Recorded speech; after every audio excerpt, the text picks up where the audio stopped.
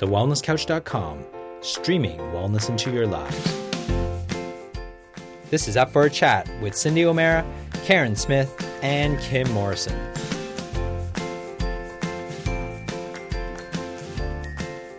Here we are, up for a chat about the hottest topics that are important to you, inspiring you to awaken the change within. I'm Carren Smith. I'm Kim Morrison. And I'm Cyndi O'Meara. And we're in the car. We're on a road trip, so we decided that we would do a podcast for you, because we do go on these road trips, you know we do. So we decided we'd do a podcast for you, answering one of your emails that came through. And we just love it, because it's all about us. I mean, stop it. So this particular email asked us, how do we speak? You know, most people are terrified at the thought of standing up in front of a crowd, yet we get up in front of thousands of people and we do it day in, day out. So how do we do it? What are our hints and our tips and our tricks and our strategies, and what's it really like? Because I can tell you right now, the day that I vomited on the audience in front of me, there was nothing fabulous about that moment. Or the moment that I got up on stage with my fly undone. So there are many, many stories to tell. Yes, it is. And if a person, when you are speaking and you are going to have a faux pas, it's well and truly in public. I mean, there is nothing very private. I sat on a gym ball once telling a story to a group of real estate agents in a very short skirt and bounced myself straight off the ball and showed everybody what you had for breakfast. My undergherkins. So it's just hysterical. So everything you do is public, you know. There's really, you can run, but you definitely can't hide. So let's talk about it. Let's talk about what we do as speakers and how do we actually manage to do it. What are our little rituals? How do we handle our nerves? What made us decide to start speaking in the first place? I mean, of all the things we could do, we could be professional nose pickers, and we go out and we decide to be speakers. Good heavens. Cyndi, what started you speaking? You know, I've just been thinking as you've been talking, because I think I started speaking as a result of me writing for the paper. So I started writing for the Sunshine Coast Daily back in 1990 and 1991 and became a columnist celebrity per se, you know, in a very, very small little area. And so Lions Club would ask me and Rotary would ask me and those types of clubs would ask me, and I'd do it for free. I had nothing to sell. I made no money. It was just what they asked me to do. So, that's where I started. And then I wrote my book, and that's when I realised if I spoke, then I could sell more. And so that's what I started to do, is getting more and more speaking engagements. I never got paid for them. I just went out and spoke to Rotary and Lions, but now I had a product to sell.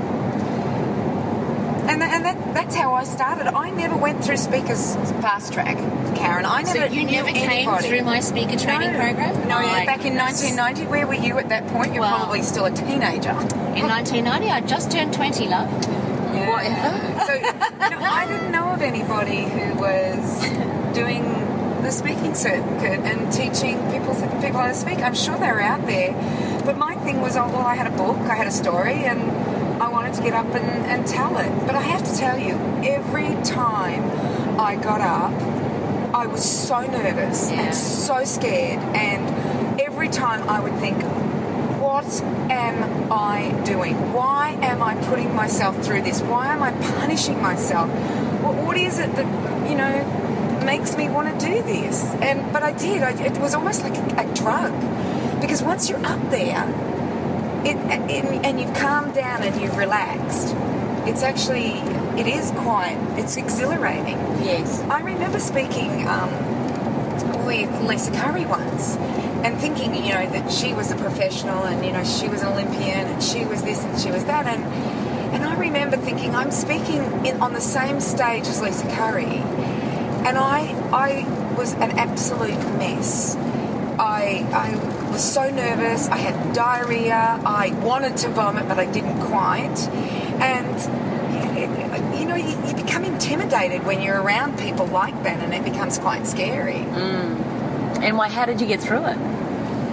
I remember being dry-mouthed completely dry mouth. Cotton ball mouth. Yeah, cotton ball mouth. I was terrible. Have you seen that movie? Cottonmouth. No, I haven't. It's me, myself, and Irene. Yeah, and it's a Jim Carrey. Yeah. That's hilarious. Yeah, you got through it. You just did it, and then I went off and did another one. I don't know what it was, and another one that I remember.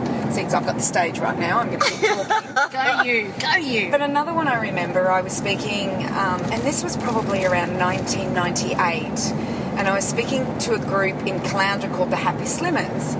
And the Happy Slimmers were a group of people that followed the Weight Watchers, but they called themselves Happy Slimmers. And they asked me to come and speak, and I went, yay, you know. There was probably 150 people in the room, probably one of the biggest rooms I've ever done. And I said something about a McDonald's hamburger, how when you put it on top of your fridge, that it never goes off. It just sits there. And I heard someone yell out, oh, what about the lettuce? And I said, no, even the lettuce just kind of wilts. And then another one said, oh, the buns would go off. And I just kept getting heckled.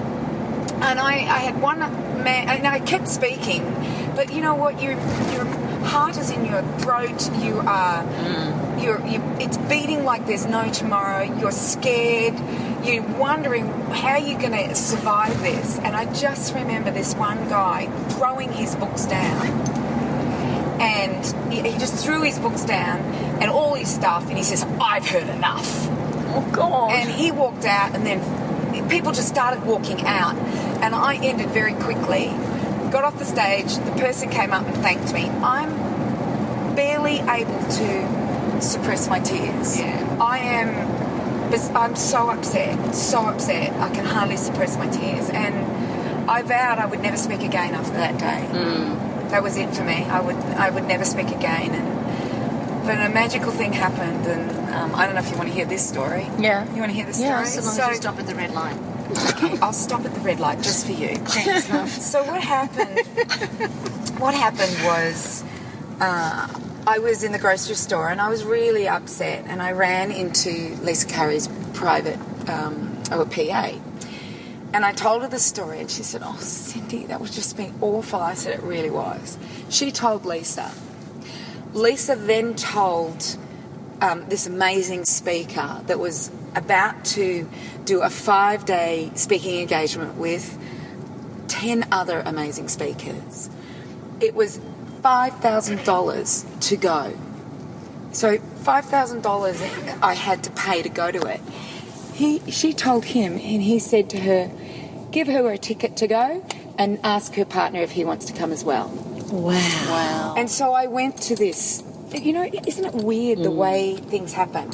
So I actually went to this conference for 5 days. Howard came with me. And we listened to the head of McDonald's, who was an amazing speaker. I know, it sounds funny. Lisa and Grant spoke. Who's the girl who had the first heart transplant? She spoke, this is years ago, so I can't remember. She spoke. Her husband, whose name was Elliot, and he was a bigwig, spoke. A guy that ended up put in jail because of embezzlement, he spoke. Another, these amazing people spoke. One of the wealthiest people in Australia spoke, and I can't remember his name because he got put in jail too. Nice, great. But you know what? I just went, I can do this. That was just a setback, and oh my gosh, just by that happened to me, I actually made $10,000. Did you, it was like, wow. I actually made $10,000 because I would have had to pay $10,000 to go to something like this. So you never know whether it's good or it's bad. It just is. And I made that decision. It lasted half an hour. What, that you'd never speak again? Yeah, that I'd never speak again. And thank goodness I didn't do that, because I love speaking. But I still get nervous though. And I think for many people, if you have one bad experience, they think that's it, out of here, done. Which I can understand, because often it's humiliating. I mean, I decided in year, what's the equivalent here, Form 2, I was 12, what's that? That's year 8. Year 8? Year 8. So in year 8, we had to do speech finals, and I wrote the most boring speech ever on advertising so I could get on, get off, and get out of there. I got into the speech finals with it. So there I was on stage in front of the whole assembly with the judge down the back, and I started and got up on stage, and my mouth went completely dry. My throat and my whole chest went bright red with a rash, and there was a big velvet red curtain behind me. And I started off my speech, I still remember the start of it, advertising is known all over the world. That's how it started. And in my head, I had this little meta voice go, you're doing really well. You haven't even looked at your notes yet, my little cue cards. And in that moment, I forgot. And then I looked down and I hadn't moved my cue cards. And now I couldn't find my place. So there was this horrible pause. And then everybody in the audience thought it was meant to be a pause until, you get that awkward pause. And then everyone was like, and then the lady down the back, and then you could hear everybody going, oh my gosh, she's forgotten where she's at, she's forgotten what she's doing. And the judge down the back goes, don't worry, sweetheart, it happens to the best of us, just find your place and start again. Meanwhile, my hand is behind me trying to find the gap in the curtain to run. I so wanted to run off that stage. I got off that stage and decided I would never, ever speak again. And then 2 years later, I was captain of the netball team and had to start thanking other teams. That's nice. Thank you for sharing. And I had to tell everybody, after every game. And so that started me small again. Does that make sense? Where you actually are doing little things and it's natural for you to speak in front of your netball mates. But some people I know struggle even to do that. So I think for me, the constant thing was stepping outside the comfort zone and actually really trying to remind myself of how awkward and hard this is, but just do it. Because in fact, people don't know you're scared unless you tell them. You know what I mean? No one sees your nerves except you, unless you start losing it up there on stage. So yeah, what happened to you? Your first experience, Missy Moo? Well, it was interesting actually, just listening to you girls, because it takes me right back. And I remember when I was younger, I used to go and watch. My mum used to take me to the Conservatorium of Music. If ever I wanted to take a day off school, she used to get terribly excited because she'd have somebody to play with. So we'd go and have some lobster for lunch, and then we'd go to the Conservatorium in Sydney. And I remember looking at these musicians in front of the whole audience, watching them being completely transfixed by the experience of playing their instruments, and they would almost disappear out of the room because they were just totally into the moment of playing their instruments. And I remember always thinking to myself, one day I want to be that into something. I want to be that taken away by something. And then as I got older and I got into business, my dad was actually always into sales training, and he always had his own business as a sales trainer. And then my sister followed in his footsteps in sales, but she didn't do so much of the speaking side of things or the training side of things. And then my brother followed in her footsteps a bit and got into sales and his own business. And then there I was, going and watching all of these speakers, thinking, I wish I could do that. I wish I could do what they're doing. I wish I could do that. And then I saw Anthony Robbins, and I thought, I can do what he's doing. I may not have such a... think big. Yeah, well, that's what he said. He said think big, so I went rightio. And I thought, I don't have hands like shovels. And I am 5'2" and you are 6'30". But I can do it, And I thought, if you can do it, I can do it. And I remember coming home telling my sister, and my sister's my greatest advocate and biggest fan and mentor. And she said to me, you know what? She said, if Tony Robbins can do it, he goes to the toilet, and so do you. So anybody who goes to the toilet means they can speak. So true. And that was exactly, that was the logic of it. And so I had this desire to do it, and then I climbed my way up the corporate ladder and always had really big teams. So I made myself put presentations together for my teams. And I spoke in front of all of my teams, and I always gave myself really challenging content to put together so that they would challenge me and so that they would question me. So I always came up with my own material that wasn't in any of the textbooks or wasn't in any of the sales training books or any of that. I always tried to make my own stuff up so that then they would challenge me, because I thought, well, if I can cope with my own team challenging me, then I can cope with anything. So I always look for opportunities to be in the deepest, darkest pits of hell when it comes to speaking. Jeez. Yeah, I did. I actually went in search of it. And then after Bali and Greg, I actually had no inclination of becoming a speaker. I only ever thought that I'd just do my job as general manager and I'd have staff that I'd do staff meetings with. It never occurred to me that I would speak to make a living. So after Bali, and it was after the depression and all of that subsided, and I decided that I would start to speak, it was a real surprise. I never considered that an option, so I thought, okay, I'll video myself and see what I look like, and I looked like hell. I sounded like hell. I was embarrassed about myself, but hell, why not? Get out there, throw yourself into the pits of hell and see how you go, which is what I did. And I had such a tragic story. I would jump up on the stage and sob my little eyes out, and of course the whole audience would be sobbing with me. And then I'd get off the stage and say, thanks very much, this has been wonderful. But of course it hadn't. It had been absolutely a nightmare for everybody. And then after about 8 or 9 attempts with this one particular women's network, the lady came to me and she said, Carren Dahl, she said, you're not very good at this at all. She said, I think you need to think about doing something else. And oh my God. I mean, I knew I was crap, but when somebody else says you're crap, it's kind of really hurtful. So I did. I gave it away for about 12 months, and I remember hating it. I absolutely hated it. I thought, who in their right mind puts themselves through such an emotional roller coaster and puts their head on the chopping block of the ultimate humiliation and the ultimate sense of, you know, of lack of self-worth. Exposure too. Yeah, it's so totally exposed. Totally exposed. But the desire didn't go anywhere. So the desire inside of me just continued to grow, and it didn't go anywhere. I just kept having this desire. I've got to do it. I just have to do it. I can't not do it. I must do it. So then I went and spent about $80,000 on myself and travelled around Australia and also in the States learning how to do it from other people. Some were good, some were not. Probably wasted about $40,000 of that 80. Well, it's probably not a waste because you learn how not to do it. Well, that's a very good point. But then I came home and bounced off a fitness ball and showed everybody my undies as a result of what I had learned. How about them apples? Do you know what I'm saying? Really? Who does that? I wish we'd known who the... My story was I had all these different sized balls on the stage with me because I was talking about how the more we focus on our problems, the bigger they become. Because we just swim around in them. So it starts off with a ping pong ball and then it goes to a tennis ball. And we then know what women do with ping pong balls. We do.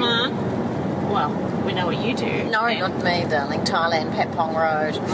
Oh, were we even talking about that? I'm sorry. talking about problems in real estate. Sorry. I got sidetracked.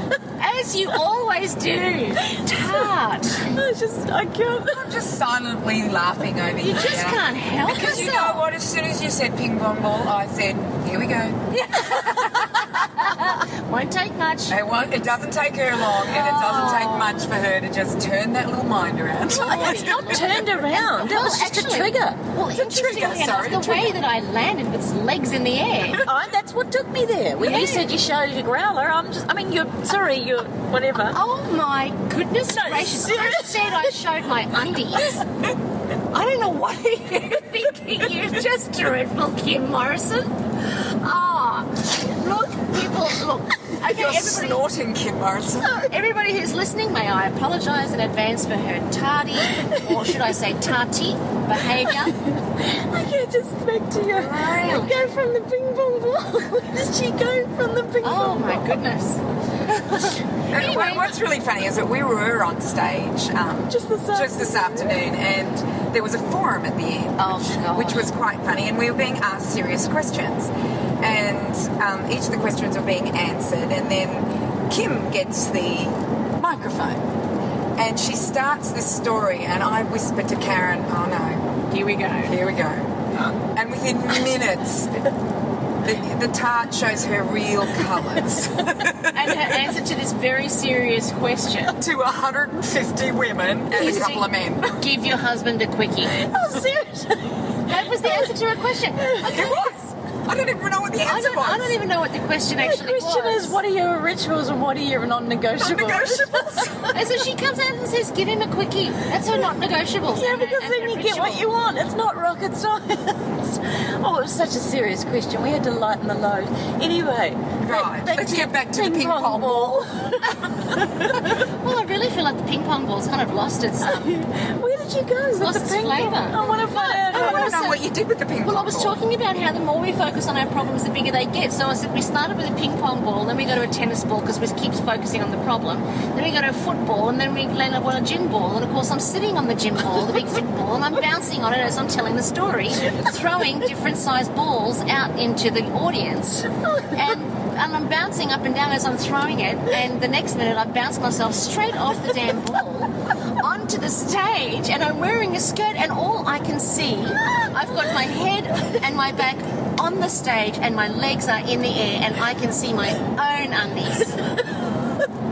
I just would have died watching that. And do you know, all of them, and the most hilarious part, that night they'd all gone out, and I didn't know from the organisers, but the night before I was on stage, they'd all gone out. Half of them had only just got in at 9 a.m, so they were all still smashed.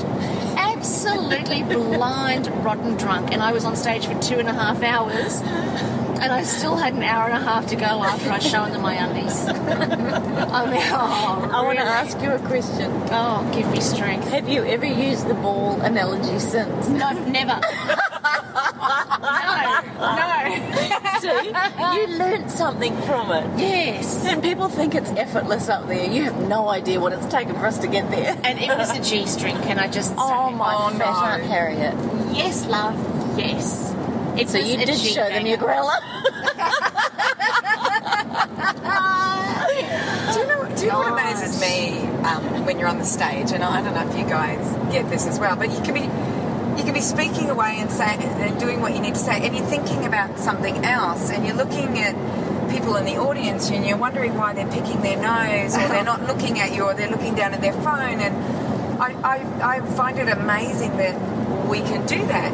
And other things that I've done on the stage where I've made up a story that works so beautifully with whatever the context or content of And you make it up on the spur of the moment. And I make it on the spur of the moment, and I go, and it's usually a true story that I had this thought about, and I then tell the story, and sometimes it is hilarious, Karen. Well, you Really? are. You are hilarious. Yeah. It was. Like You're not as hilarious as me, but No, you know, I agree. I don't think anyone is. I say keep working, girls.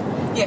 Don't give up. I I'm do. right there with you. I find it fascinating. And then I use that story for the next couple of years because I think, where did that come from? Did someone send that to me? How did I figure that one out? What did I do to remember But that? I reckon the brain is a whole filing system of stories, experiences, and perceptions of what's going on in your world. Yeah. And depending on where you are at a certain moment, something will trigger that story, that feeling, that emotion. And it feels perfect to tell it. Now, some of us, though, have what's called foot and mouth disease, and often the thought happens after the words. Is that a faux pas? A closed No, mouth. that's a Kim pa. That's a good part. Actually, no, that's a tart pa. A part of tongue? Anyway, but my girlfriend Fleur always said to me, Kim, a closed mouth gathers no feet. So I often have to apologise to my audiences before I start because I don't know sometimes what's going to come out because there's so many stories in there that I'm not sure which one is the best one to bring out, and sometimes it happens well before I've thought about it. Yeah, well, that's rather unfortunate. How does that work out for you, love? Often people think I'm the funniest. I doubt it. I love you. But what I want to ask you, Karen, if you said that, because some people that are listening to this have got their own business and they really do want to step up. And in fact, the beautiful woman that emailed us said that she's got a business and she just doesn't know how to do it. In all your experiences of what you learned, spending all that money to become a speaker, what did you then take a hold of to then, what are the key things that you use when you're teaching people to speak? I mean, what is it? How do you teach people to speak? Well, first things first, grab a ticket to Speakers Fast Track. Exactly. That's definitely the first things first because, it doesn't matter what we say on the podcast. There's multiple levels and layers in anybody's business, but then also in the personality as well. So for some people, they're not necessarily predisposed to being extroverted personalities. And some people are extroverted personalities. But what I want to say about that is it takes all kinds to make the world go around, and your audience is different personalities also. So a lot of people who are nervous of speaking in public or don't want to speak in public think that no one will want to hear them because they're too shy or they're too quiet or they don't know what they're saying. And, you know, speaking, we've been doing it since we were 2. So we've pretty much got the whole speaking thing nailed. It's just that when we put public in front of it, everybody goes to water. Taryn, I actually think you've been speaking since you were 1. Probably. Look, I think I came out speaking. Yeah, I'm sure you did. I don't think she waited till 2. No, I don't think so. No. In fact, my dad would concur. She was talking from the womb. The speaker's womb. That's it, they could hear me. But I think it's important to understand that it takes all kinds to make the world go around, and it takes all kinds to be amazing speakers. So not just people who are extroverted do a great job. Do you know, it's funny you should say that, because I think what's important is that you're integral on stage, that your own personality comes through. Because remember the first time we heard Dr. Brian Weiss speak? Now, after hearing this hyped up, who was that beautiful speaker that spoke at the I Am seminar down there, and she had the bright dress on, and she came out like a poodle, anyway, she was very playful, a Hay House author. Yeah. She's very playful, and she came out dressed playfully. Cheryl Richards? No, it wasn't Cheryl Richards. I'd never actually heard of her before, and she was very playful, very colourful, and very. And she was cute. Really high energy, and it suited her. She even said, "I feel like a poodle," and she actually in that moment looked like a poodle on stage, but that was her.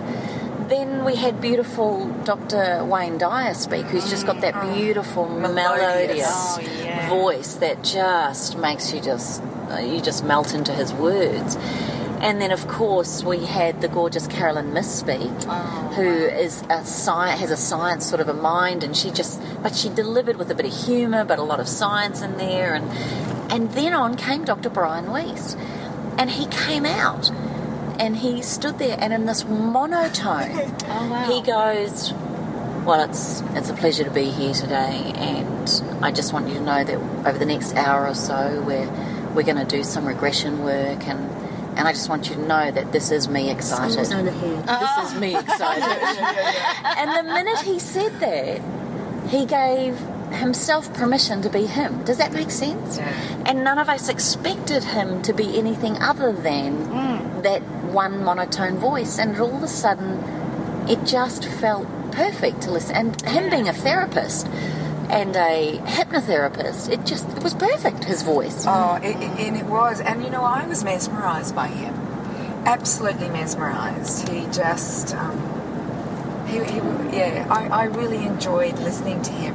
And I enjoyed listening to Anthony Robbins. So it's horses for courses. Yeah. It depends what they're teaching. And Wayne Dyer, you know, he has a very, very calm voice as well. You don't hear him excited very often, do you? In that 100 meters. Don't you love the fact that these guys are hearing how far we're going? I don't know how to turn it on mute. You're going to have to drive with us. We've got sat-nav running right now, so you will hear her voice in the background saying, "Turn left in 200 metres. Yes, you'll just have to be with us. Now I've lost my screen. Should I've got I it be back. turning here? I've got it back. No, it's not here. Look at my screen. Next Okay. left. Yep. Next left. Next left. Oh, it's left at McDonald's. Oh, and then right at the KFC, and then Oh, wow. right Oh, my gosh. at the Burger King. Look at this.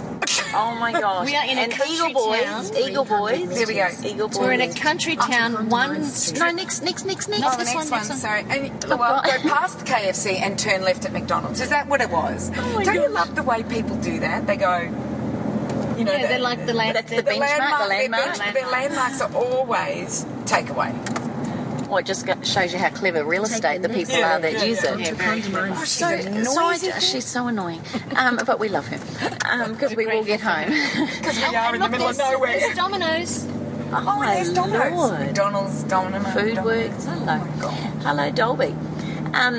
Anyway, so what I wanted to ask you, Karen, though, is when you said you had some Railway teachers crossing. that didn't teach very well, Yeah.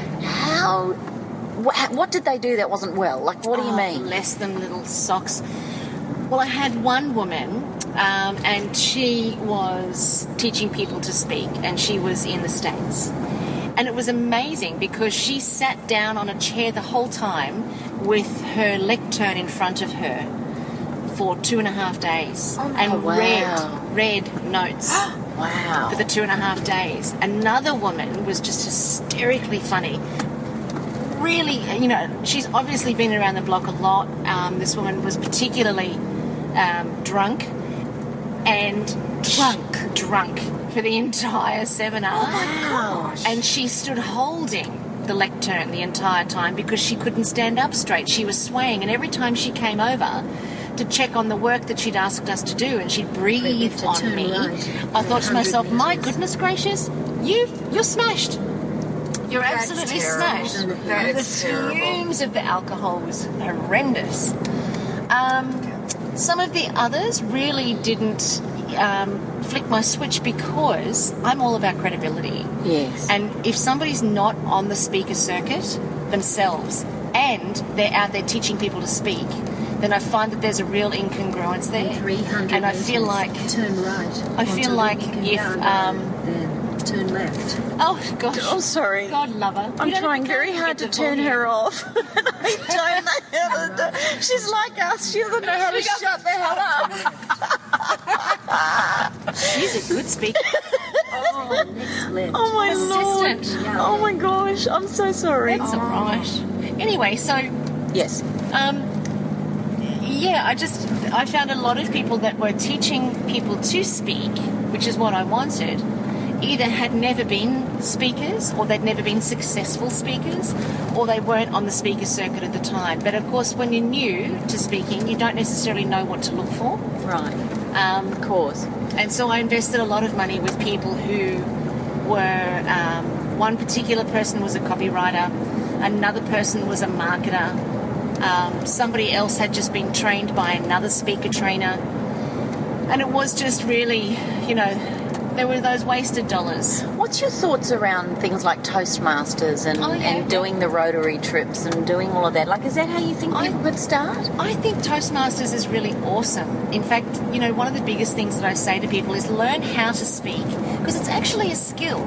It's like anything. If you decide at the age of 30 that you want to go and be a dentist, you've actually got to go and learn how to be a dentist. And if you decide at the age of 20 that you decide that you want to be a journalist, you've got to learn the skill of it. And speaking is no different. Just because we know how to string a sentence together doesn't mean we know how to engage an audience or keep an audience captivated or sell a product or create a really compelling content. That in itself is a skill. So I think learning how to do it, and then once you know how to do it, then practice. And your first 30 you'll hate. But after that, it'll be a breeze, it'll be joyful, it'll be exciting, it'll be exhilarating, you'll lose yourself in it. It's the most wonderful gift you can give to yourself, and the most wonderful gift that you can give to humanity is your own self-expression. Because other people see in you a possibility for themselves, and that's really what I think how speaking is, the meaning of life, really. Oh, that's so beautiful. Yeah. And I think that's what you see in a great speaker. I think you're absolutely right. I think the other thing, though, when I've seen speakers that aren't so great, do you agree that some people use the stage as a bit of therapy and maybe aren't ready to speak? For sure. And I think I did that myself in the beginning. I think I used the participants as my counsellors. I got to a problem shared is a problem halved, and I think I, really worked that. But yeah, I do think that people do their therapy from the stage, and I really recommend that you don't do it. My first 30 were terrible because of that reason, and you can save yourself a lot of pain and heartache by actually doing the therapy. If you've got a story that's, or if you've got a circumstance or a situation that requires a bit of therapy, I think definitely don't do it from stage. And I also think, and I'm just going to put this out there, I also think if you're speaking to manipulate people to make money, which is what I see a lot, I don't think you deserve to hold the stage. I don't think that you deserve to hold people's attention, because I think people give you their attention and their time because they believe you have something to offer. And your marketing and the way that you've presented yourself has obviously led them to believe that. And I think that we have to honour that, and I think that we have to respect that. And if we put the effort into adding massive value to people, then I think that it's kind of like that whole cycle of I give, you take, I give, or I take, you give. It's that whole return of the energy that, goes between the audience and the speaker. It's that whole cycle of energy that's exchanged. But I do see people who get up with the intention of manipulating the audience, and I do see people who do that just for the money, and I'm ashamed because I think that really, the big performances on stage and all of that sort of thing, and I think that sort of takes away from the magic of speaking, particularly for people who want to speak, because they don't want to have to be like that. I remember this one particular speakers agency said to me in the very beginning, they said, Carren, if you can't get up and perform like a monkey on the stage, then speaking is not for you.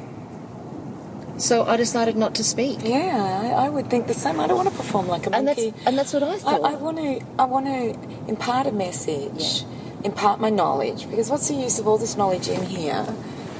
If you're the only one who has it. If I'm the only one who has it, I think it's our duty for people who do have the knowledge to impart it and give it to people, and that's why we do these podcasts.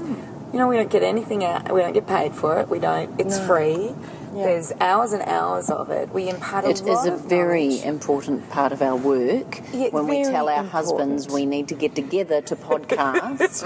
Very, very important. And eat. Yeah, we do a lot of eating. But, Lucky we don't laugh. No. Do people learn that skill? Is there a school out there that teaches them that whole manipulation about it? Yeah. Because thank goodness I never knew about any of that stuff, because I just got up on stage, I told my story.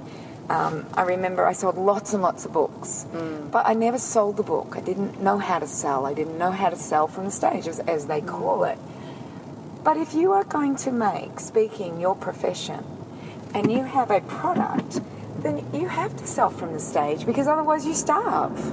So how do you sell? There has to be integrity. Yeah, there has to be a balance, because that's how you make money, and you're doing free talks.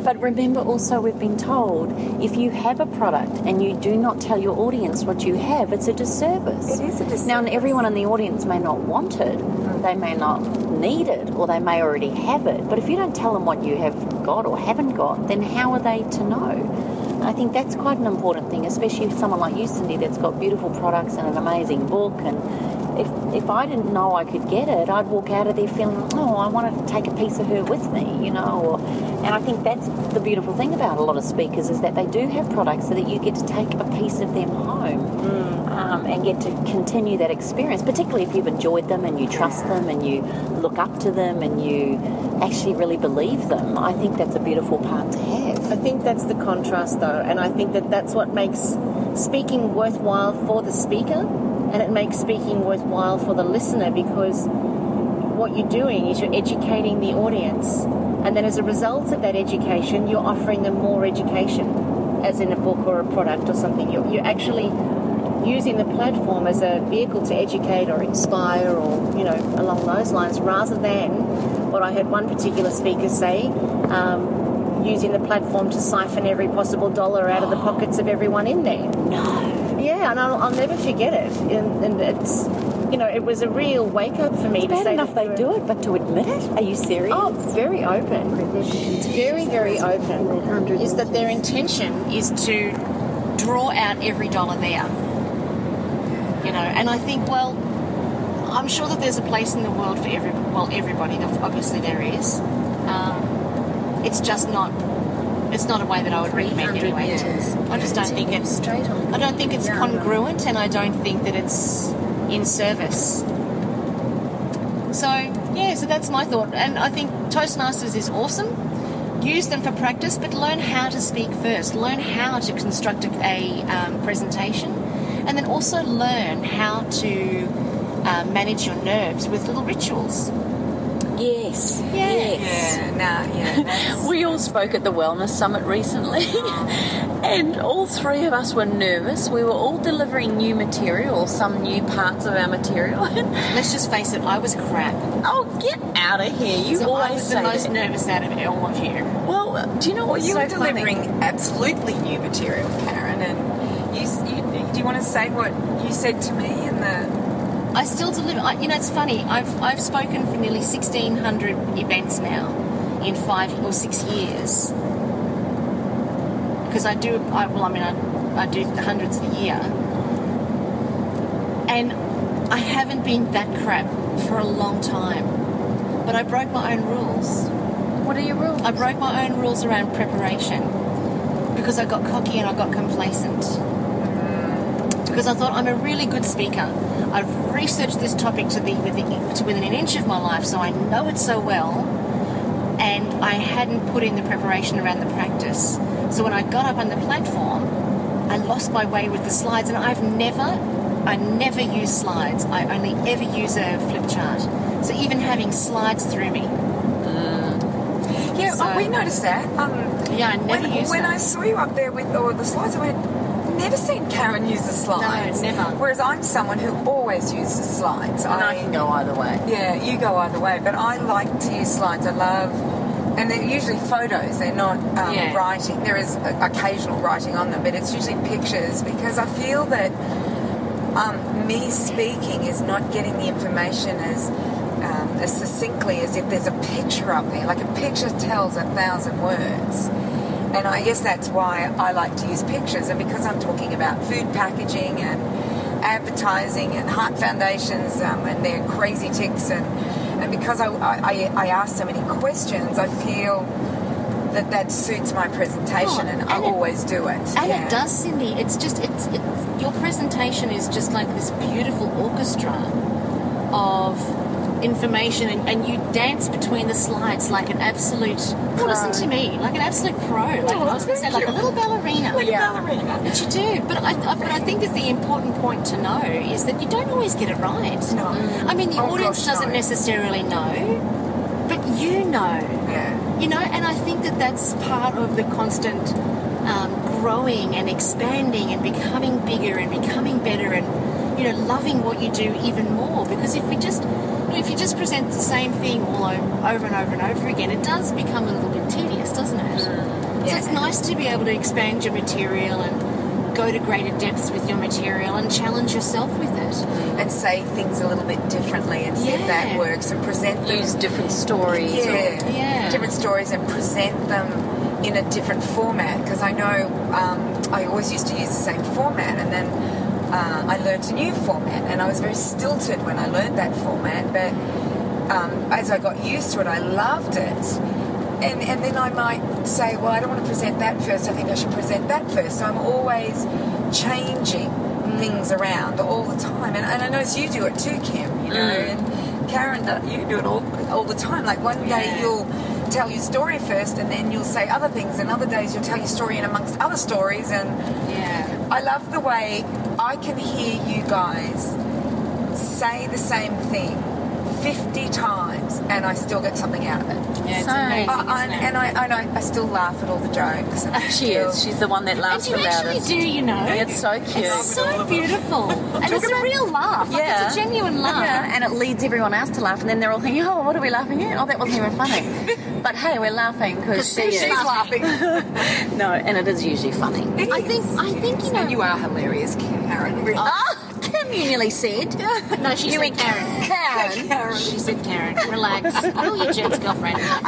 But I think, you know what's really awesome though? Is that it's a very lonely industry unless you've got people that can hang with you at it. So true. Isn't it? And I've is a found lonely it's industry. incredibly lonely industry. But now that I've got you girls, it's not so lonely anymore. In fact, it's not lonely at all. Actually, it's quite a hoot Do you to travel together. And It's amazing. We get to do things like this, and then we get you all on our road trip with us.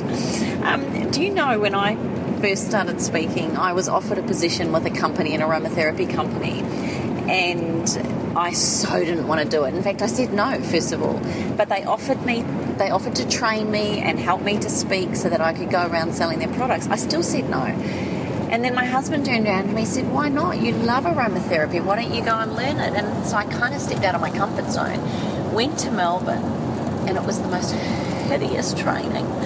Oh my God, when I look back at what they did compared to what you do, Carren, I just think, how did I survive that? They would give us material, and some of it, and a lot of the material was fantastic, but then how we had to present it. They had a room of 60 people, and there was 5 of us learning how to speak from memory, and we each took a turn to come out and do our 3-minute intro. And I came out and I went, hi, my name is Kim Morrison. They went, no, back off please, no, that wasn't integral enough, please, get off. I walked off stage, just about crippled with distraughtnicity. You can use that word. You can borrow it. Yes. And then I came on again and I got into the second sentence and they went, no, Kim, are you listening? Could you please go off and come on the way we taught you in the break, please? And I've now gone to custard because I can't even remember what it was that they'd said. The girls out the back were all patting each other because everyone's getting a hard time. Look, I swear to you, that's how I would not do it. But whether or not it was right or wrong, something happened in me that made me realise I'm going to get through this. I'm going to do it, and then I'm going to do it the way I want to do it once I'm trained. Do you know what I mean? So sometimes it's not necessarily the best training. Don't quit on it.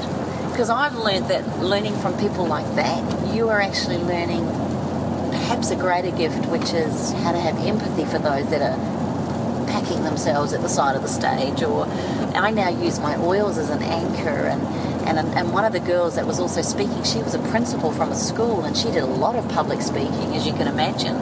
And because we were delivering talks on essential oils, she said, get sandalwood, place a drop onto your belly, then place that over your hands, place one hand on your belly, another hand over your mouth, over your nose, and inhale.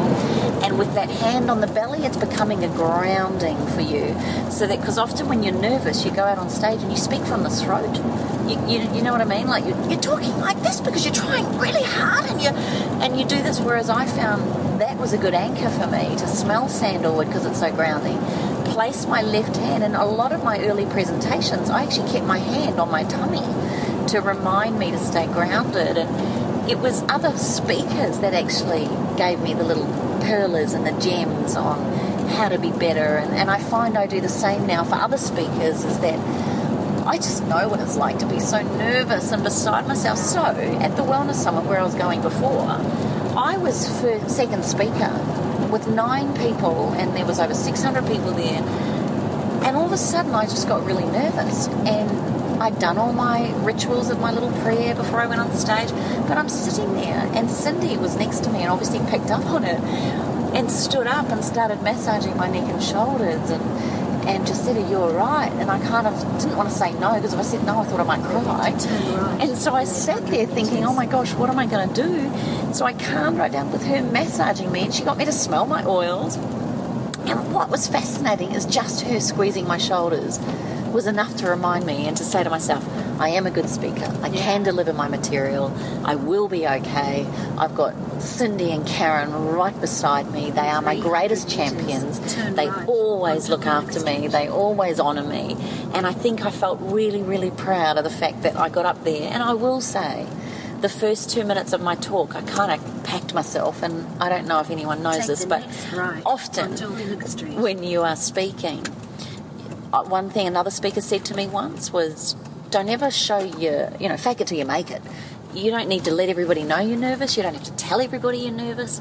But just by delivering and keep going, you will find the nerves calm. And usually for me, within 2 to 3 minutes, I get into the zone, or sometimes 5 minutes if I'm really, really nervous. Does that make sense? You kind of find yourself going into your zone. Yep. And I think we've mentioned this. Where you kind of lose yourself. Yes. Yeah. And I think we mentioned this on a podcast once before. You actually find yourself transported almost above yourself when you get into the zone. And you're almost not present when you're there. Yeah. And I love it. And often we'll be Cyndi and I'll sit there when we're listening to Carren and we'll go, oh, there she is. Oh, she's on fire. Oh, look at her. Or Carren and I were down the back when you were up there and we went, oh, look at her. That was a gem. Look at her. Look at that one. That was a perler. And, oh, gosh, she's mentioning Awaken the Change Within. Good girl, it's like we're down the back and then I see you girls smiling and laughing at my jokes and I'm like, I got my girls. It's almost like it's nice to have someone, and that was something else that someone taught me. When you are really nervous or you're not sure, it's hard, find someone in the audience that's smiling at you. And often there's someone that is looking at you with genuine endearment and they're really admiring you. And I found myself fixated to those people. And sometimes even if it's your mum and she's smiling, or your sister or one of your girlfriends, just smile and give them the thumbs up. And often that can do wonders for nerves up there on stage, and you just get into your own little rhythm. Before I get on stage, if I'm nervous, I'll pump out push-ups. Oh, yeah, I've seen you do that. Yeah, because you've got a lot of adrenaline coursing through your veins, and all of that nervousnicity needs to be dispelled. So I punch out some push-ups. So if I can't do it on the ground, I'll get myself in a really steep angle and push out on the wall to failure. Or sometimes I'll sit down on the carpet and I'll do sit-ups to failure. Because you've got to try and get all of that out of the top part of your body, because when you start speaking and you are nervous, you are speaking from your throat, but you can't get enough air in. And when you run out of air, you run out of voice. So you can't get enough air in because the throat's constricted because you're in fight or flight, which means you can't get the air in, which means you can't get the voice out, and that's when we strain. So by getting that, like doing the push-ups and exhausting yourself, you'll be a little bit sweaty, but it's worth it. Means that there's a tip. Don't wear something that shows all your sweat on stage. Definitely don't wear light grey. No, light grey, no. Definitely don't wear light grey. And one of the tests I do whenever I'm buying something that I know I'm speaking in, I'll actually lick my fingers and I'll squeeze it onto the material to see if it shows any sweat. Because if it shows a little bit of sweat from your finger onto clothing, it's going to drip. Because we've all said this before, you walk off stage hot. Very hot. And you've given a lot. And I think it's really important that you find clothes, because then if you look down and find yourself sweating, then you sweat even more. Oh, that's terrible. And it's funny that, isn't it? You walk off stage dripping wet, whether it's a freezing cold day or a boiling hot day. You've done the work. You've really had a workout up there. Tell me, both of you, have you ever had, I mean, apart from you, Cyndi, saying that when those people were walking out, and you, Carren, thinking your first speaking engagement was a shock and all of that, how have you both handled stuff-ups? Like maybe your PowerPoints failed you, or maybe you've completely lost track, or someone's distracted you in the audience and you lost focus. What do you do? Cyndi? Well, with the PowerPoint, I think I know my material so well I can just continue until someone fixes it up. And if they don't fix it up, then I'll just keep talking because I do know it fairly well. But like at the Wellness Summit quite a few weeks ago, what ended up happening is that my PowerPoint failed towards the end. I don't know if anybody, and I don't know if anyone noticed it, but I just kept talking. I thought, well, I had 7 things that I wanted to talk about that had summarised what they needed to do, and it had gone, and quite a few other slides had gone, and I thought, right, I will just continue on the thread I'm going on. I don't have those 7 points, and I couldn't remember them. But you're thinking this all in your head? I'm thinking this all in my head. So you didn't say to the audience, oh my gosh, I've lost my slides? No. No, I just kept going. You have to. Like, as a professional, you can't just go, oh, I've got no slides, I can't do anything. And I see people that don't know their material and lose their slides that do that. So it's really important, I think, to know your material, so that if there is a stuff up with the slides, or the slides don't work, that you can do it without the slides. And often what I've done, if for some reason the data projector's not working or it won't connect, I'll have my computer in front of me and I'll just be able to see, keep me on track. I've only got an hour to talk. I've got certain things I want to talk about. I'll actually use my slides as my prompts because I want to stay on track. I don't want to wander. I want to stay on the points that I've decided to do. So I'll use that to prompt me, but not say, oh, now you can see. You then say, look, how about if you visualise this? Yeah, and I remember a couple of times, I think twice in my whole speaking career, getting to a place, moving boxes around, the whole thing can be quite taxing on you. And I remember having the worst migraine I've ever had, vomiting in the toilet, 150 people out waiting for me, and I'm vomiting in the toilet. My migraine is so bad that I'm thinking, how am I going to do this? But you've got to do it. What blows me away, and I've done it twice now, what blows me away is I get on stage and the migraine's there for about 5 minutes. And then because you're busy doing, and Carren, you might be able to tell me what's happening in my brain, because we were talking about this pain thing yesterday. What, there's just a sensation? Yeah, and it disappears. Just goes. And it's amazing. Like, nothing, you ask anybody with a migraine, for it to just disappear and go is not something that happens. It's something that takes a long time. And I'm at that point where I want to lay down and put something cold and dark over my eyes, hear nothing. And I'm out there speaking and it disappears within 5 minutes. What happens? It's an interesting thing, and I don't know if I've even got the right answer for it, actually. But I don't know. I mean, I just think about it in the context of the you that's having the migraine is not the you that's doing the speaking. Yeah. Because when you're up on stage, there is a different level of you that becomes present, especially when you're experienced and you do know your material and you're not thinking about what you're thinking about. You are transported to another place, and it all becomes very surreal. You know, so I mean, I don't know. I don't know if that's what happens, but yeah, I've been trying to figure it out, and I've been thinking, is it because you're getting on with life and you're getting on with what you've got to do, and there's no complaining. You cannot complain. You can't get up there and be someone who's speaking about health and say, I'm sorry, I've got a migraine, I'm leaving. Well, the absence of alternatives clears the mind miraculously. Yeah, and that's what it was. It was. I had no, and it only happened a couple of times, and I think it was just the stress. I would get so stressed, and it would come on, and I'd go, what? You know. What's your best speeches then that you've given? What's that feel like when you feel you've nailed it, and what zone are you in? What happens? Well, before we ask that, Kim, you haven't answered your question, and Carren hasn't answered that question either. And what do you do if there's a stuff up? Like, what happens? Oh, sweetie, I don't. We don't. You don't stuff up? No, that's correct. No, that's why I just moved on, sweetie. Oh my God. That's why I don't use technology. That's why I use a flip chart. Silly me. But your point is so valid, though. You've got to know your material. If you don't know your material, then don't get up on stage. Yeah. If you're going to use slides to prompt yourself, then don't do it. Yeah. Know the material well enough that if anything does go journal, then you still know. Yeah. I think, one talk that I gave, it was in Sydney. I had 200 people in the room. It was all about aromatherapy. And it was a 101 type of aromatherapy. It was a very, basic 101. And this guy in the audience, and this is where I'm so grateful for speech training, because I'm so glad that I was trained how to handle this. And I didn't know when it was going to have to be used, but it was this time. And this guy was obviously, I don't know if he was annoyed with me or whether he just wanted the whole world to know how intelligent he was. But he stood up and he goes, Dr.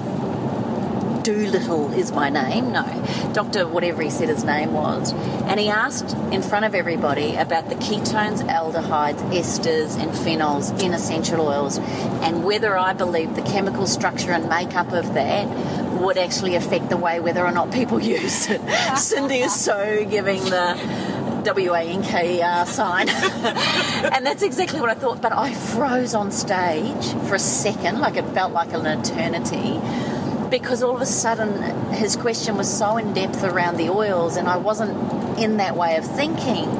And all of a sudden my training kicked in and I said, that is a fantastic question. I really honour your knowledge, and obviously you know a lot about the subject. However, in the context of this workshop, it is not appropriate for me to answer whilst I'm on the stage at the moment, but I'd be happy to talk to you in the break. Now, let's go back to the slides here. Oh my God, I was so wrapped I got told how to do that, because I would have gone to custard, because I would have felt like I didn't know my stuff. Now I know the answers to what he was saying, but I wasn't trained or prepared for that workshop to answer such a in-depth question. It is in-depth. I just think that, I would never ask a question like that from the audience. But I might go up and ask you at the end, because I have an interest in it. And it's not something that most people know about.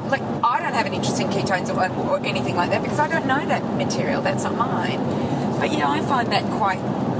I found it a bit intimidating. Perhaps that was his intention. That was his, what was his intention? I mean, I said from the beginning what it was and what we were doing, but And then he asked a couple of other questions to the point where the audience actually ended up turning around looking at him like, really? Yeah, really? Really? So I felt like they were on my side, and I had a number of people in the break come to me and go, God, you handled him well. And I think that's what I think you learn from things like the Art of Public, or, your Speaker's Fast Track course. When you go to courses like that, if a good trainer can teach you how to handle objections or handle criticism or handle any of those kind of situations, it helps you become a stronger speaker as well. So yeah, that was one thing that challenged me. One thing we didn't talk about was the what's the other one? There's Toastmasters and then there's Australian Speakers, or what's it called? National Speakers National Association. Speakers. Karen, what do you think of them? What do you think? Are they worth joining for people who are just starting out? So they've been through Toastmasters. They may have been through your program. Yeah. Do you think that that's a good association? Because I haven't been to it in 25, 30 years. Yeah. I think that they're trying to improve, certainly. I've spoken for them a couple of times, and it's not a bad place to go. I question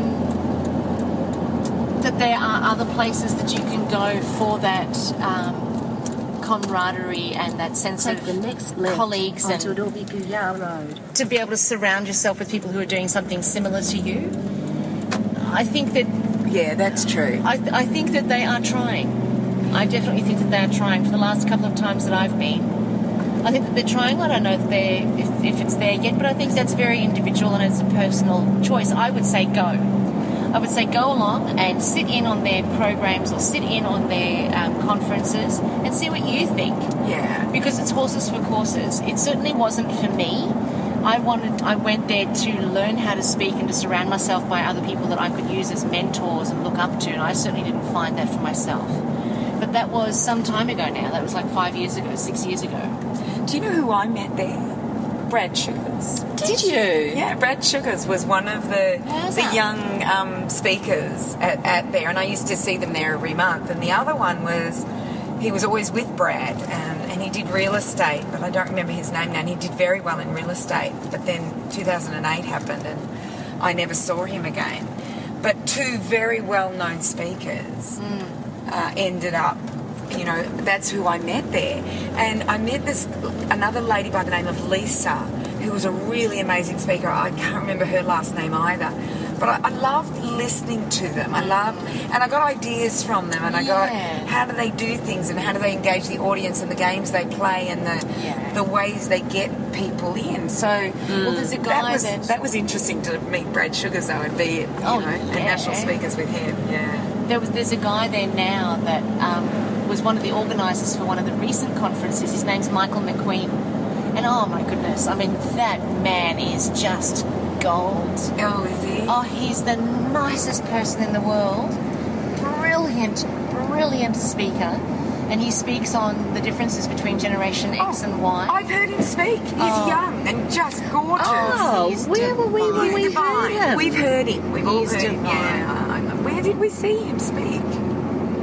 I've heard him, and he speaks on all the generations, and he's I agree with you. So knowledgeable and the nicest person in the world. So, I think certainly that's why I say they're trying, and I think that there's a lot of new speakers coming through now that potentially, it's a tough environment. It's a tough business to be in because it's so highly competitive, particularly if you're going to be paid as a speaker and look to, and very judgmental.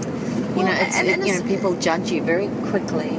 But I think you're also competing with people who've been in the game for a long, long time. So if you're looking to be able to earn $5,000 or $10,000 for a paid speaking engagement, you are competing against Brad Sugars. And you are competing against the Michael McQueens. But I think, go out and carve a path of your own. Which is what each one of us have done. We don't rely on speaking agencies at all. No, and you don't need to these days, I don't think. Anyway, people can Google you and get straight to you. Yeah, that's true. Yeah. So, I have a question, and it is, who is your favourite speaker outside each other? Yeah. Just outside each other. Who have you got the most out of, and whether they're not a good, it doesn't matter if they're a good presenter or anything, but who is someone that you love to be in their presence and you would drive hundreds and hundreds of miles to be there?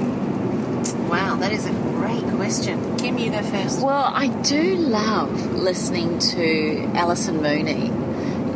Remember her about the personalities in New Zealand? Like, she is funny, she's naughty, she's won National Speakers Association in New Zealand a number of times, and I'm never tired of listening to her every time or whenever she's around. I never tire of hearing of you two, obviously, but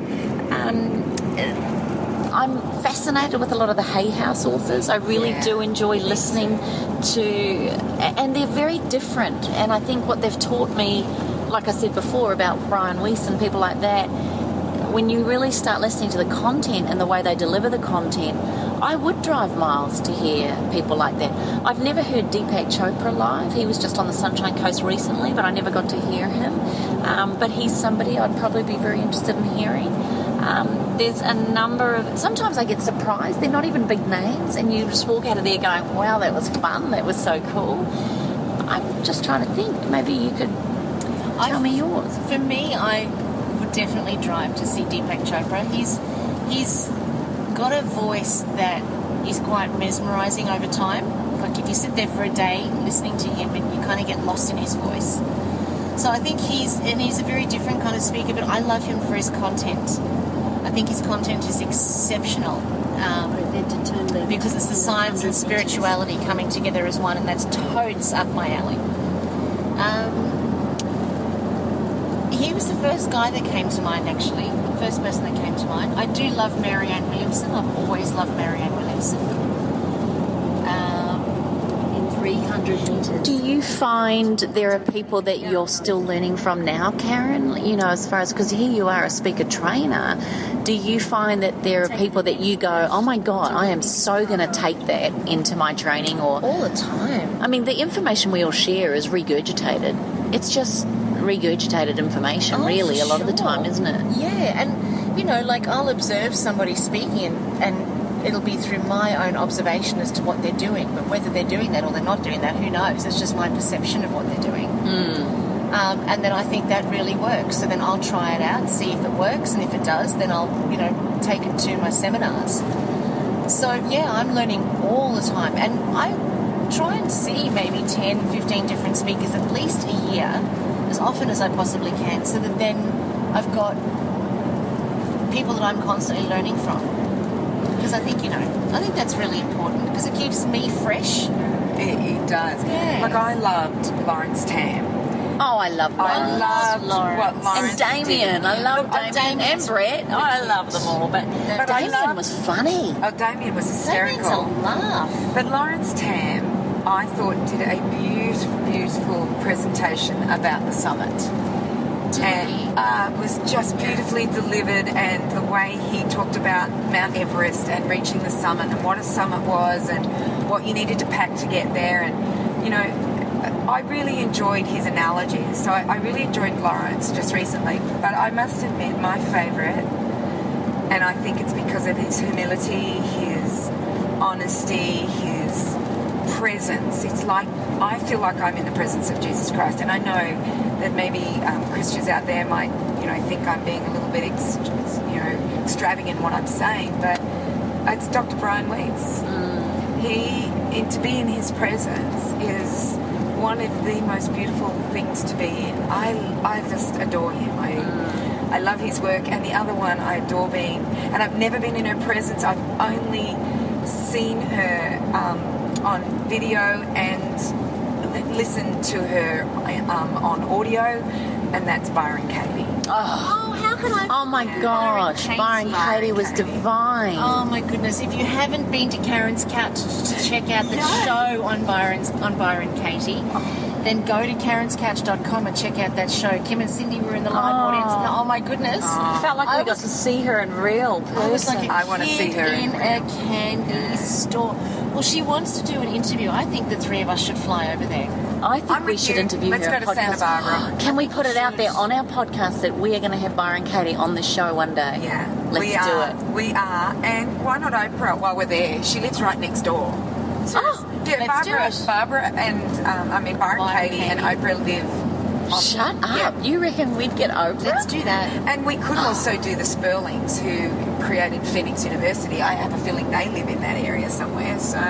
Oh my gosh, imagine if you all came on a road trip with us there. Imagine the podcast we could do on the plane. Imagine all the things that we'd end up doing. I hope you've enjoyed driving with us and hearing Miss Jane in the background giving us instructions so that we're not lost. We have had mini wallabies, we've had cars in front of us. We actually had a little faux pas at the beginning of this recording, which we had to stop because Miss Cyndi dropped the F word because she thought she was driving on the wrong side of the road. But we might share that. I think we should share that. I think that's a moment of absolute realnicity. Yes, we did have to stop the podcast. We have to stop and start again. So we'll put that at the end, will we? I think At the very kind end. of cool. Okay. But Carren, can people where do they go to if they were really keen? I think whether you want to speak at your daughter's 21st or you want to be someone who can stand up and speak in front of your family or in front of 200, 500, 5,000 people. Or even just one-on-one. Well, that's true too. Yeah, but most people is communication. Most people don't see that as public speaking. And I think what you teach is that one-on-one. If you can nail the one-on-one and how to listen, interact, create reciprocity and absolutely communication with that person, you actually have rapport. And once you have rapport with your audience or that one person, you can actually build on that, can't you? Yeah, well, I mean, if you think about it, when you go and sit and listen to somebody, you're only concerned about what you're getting. You're not concerned about what everybody else is getting out of it. You're only concerned about yourself. So it's almost as if it is one-on-one. You know, like it is, you really are only speaking to the individual.